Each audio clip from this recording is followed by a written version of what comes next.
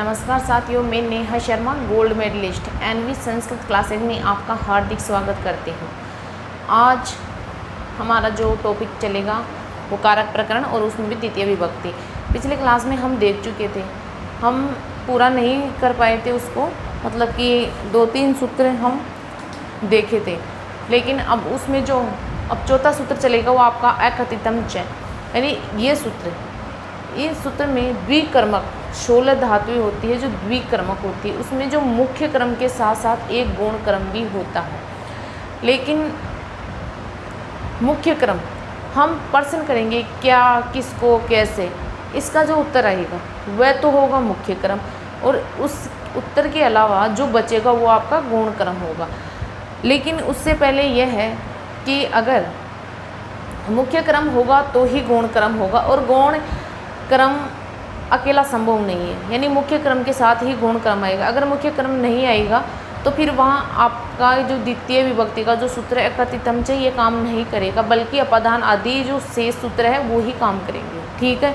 16 आपकी जो धातुएं हैं वो है दु है, याच, पच, दंड, रुद, प्रच, ची, ब्रू, सास, जी, मत, मुश, नी, री, कृष, व।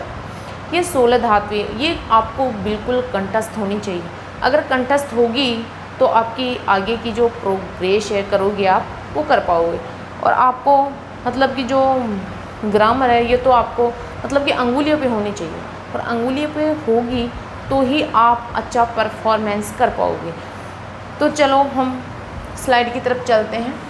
अकथितम च, ये आपका सूत्र है अकथितम च, यानी अकथित कारक की भी क्रम संज्ञा हो जाती है, अर्थात अपादान आदि कारकों के द्वारा जो कारक अविवक्षित होता है उस कारक को भी क्या बोलते हैं, क्रम। अब ये 16 धातुएं द्विकर्मक, अगर आपसे कोई प्रश्न पूछे कि द्विकर्मक धातुएं कितनी होती है तो आपकी द्विकर्मक धातुएं 16 होती है, और उनमें 2 क्रम होते हैं और उसमें द्वितीय विभक्ति काम करती है। ठीक है। अब जैसे आपकी दु है यानी दोहना, याच यानी मांगना, पच यानी पकाना, दंड यानी दंड देना, रुद यानी रोकना, प्रच यानी पूछना, ची यानी चुनना, ब्रू या सास यानी कहना, जी यानी जीतना, मत यानी मतना, मुश और चूर यानी चुराना, नी, री, कृष, व, इनका चारों का अर्थ होता है ले जाना, ले जाना। मतलब कि आपको 16 धातुएं और इनके अर्थ बिल्कुल कंठस्थ होने चाहिए। ठीक है। अब आप इनके एक एक उदाहरण देख लो। जैसे स, गाम, दुग्धम, दोग्ध, वह क्या दोहता है, क्या दोहता है, दूध। तो इसमें जो दूध है वो आपका मुख्य क्रम किससे दोहता है, मतलब कि क्या दोहता है, दूध दोहता है। तो जो दूध है ना ये आपका मुख्य क्रम है, और ये गाय है ना ये आपका गौण क्रम है।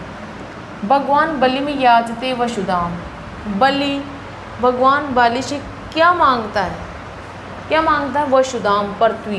तो ये आपका मुख्य क्रम हो गया, और ये आपका गौण क्रम। राम तंडुलान ओदनम पचती, राम क्या पकाता है, क्या पकाता है, चावल। तो चावल आपका मुख्य क्रम। पिता पुत्रम चपेटिकाम दंडयति, पिता पुत्र को क्या दंड देता है, यानी एक थप्पड़ मारता है, तो ये थप्पड़ मुख्य क्रम हो गया। श्याम है व्रजम गाम अवरुणदी, श्याम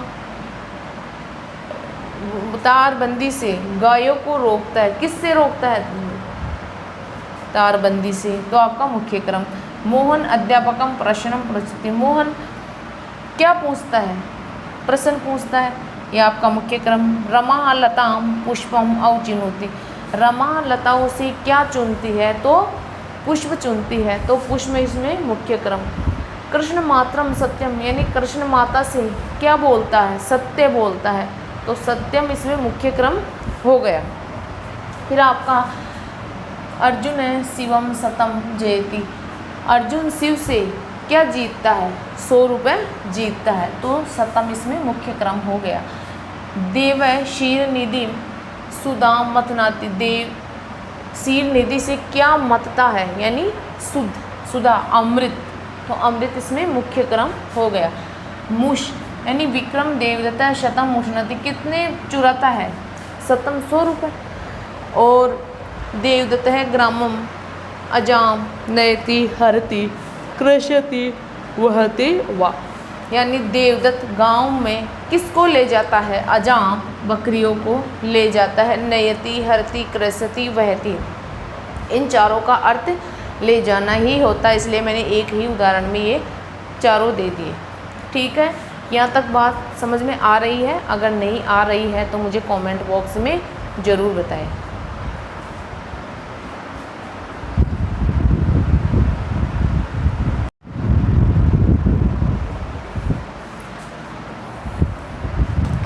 अब आपके आधार विधायक सूत्र, यानी आधार संज्ञा करने वाले सूत्र हैं। अदि सिंह इस्ताशाम क्रम, इसमें पहला सूत्र है।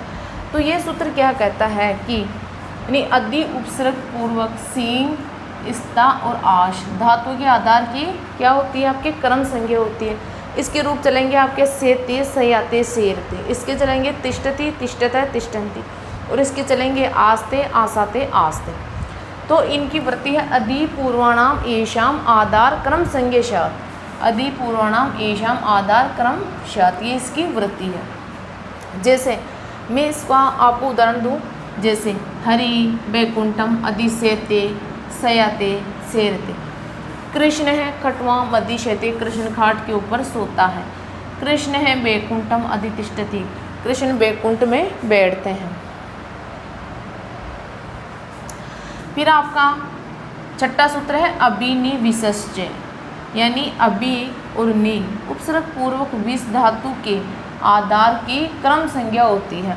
यानी विस धातु से पहले आपको अभि और नि ये दोनों उपसर्ग दिखेंगे, तो आपको उसके आधार की क्रम संज्ञा करनी है, उसमें द्वितीय विभक्ति करनी है। इसकी वृत्ति आती है आपकी अभिनि इत्येत संगात पूर्व से विसते आधार क्रमशः, अभिनि इत्येत संगात पूर्व से आधार क्रम संज्ञा शात। राम है, जैसे आपके उदाहरण देख लो इसमें, जैसे राम है शन मार्गम अभिनि विशते है, तो इसमें ये आधार हो गया। साधु गुहाम अभिनि विशते, ये आपका आधार हो गया। फिर आपका सातवां सूत्र है उपानवध्यांग वश, उपानवध्यांग वश यानी सातवां सूत्र। तो उप अनु अदि और आंग उपसर्ग पूर्वक वस धातु के आधार की क्या होती है? क्रम संज्ञा होती है। जैसे इसकी वृत्ति है उपाधि पूर्व से वस्ते आधार क्रम शात, यानी उपाधि पूर्व से वस्ते आधार क्रम शात, ये इसकी वृत्ति है। जैसे हरि वैकुंठम उपवस्ती अनुवस्ती अधिवस्ती आवस्ती, चार उदाहरण ले सकते हो आप, है ना। तो ये आपके जो तीन सूत्र थे अदि सिंह इस्ताशाम क्रम है, उपानवध्यांग वश और अभिनि विशेष से, इनके आधार की क्रम संज्ञा होती है।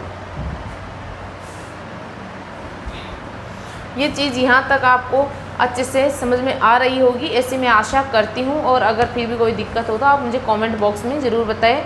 मिलते हैं अगले क्लास में। जय हिंद, जय भारत।